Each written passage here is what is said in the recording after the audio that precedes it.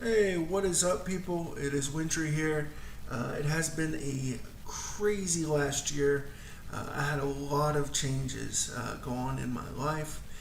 So, what you're seeing on the screen is my last drawing of the year, which I did not post in the time lapse for 2020 art. I'm making a real grumpy face as 2020 was, oh man, it was rough. So basically, it's been a minute since I've been on this channel. It's been a minute since I posted any videos at all.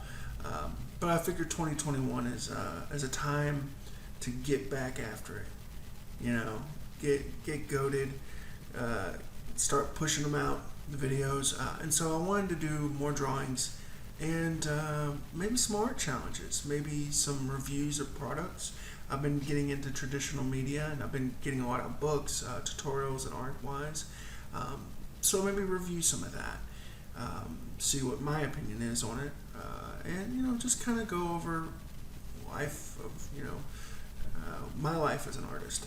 Um, but anyway, I hope everybody has a great new year.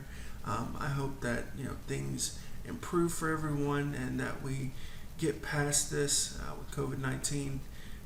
So just stay tuned and stay awesome.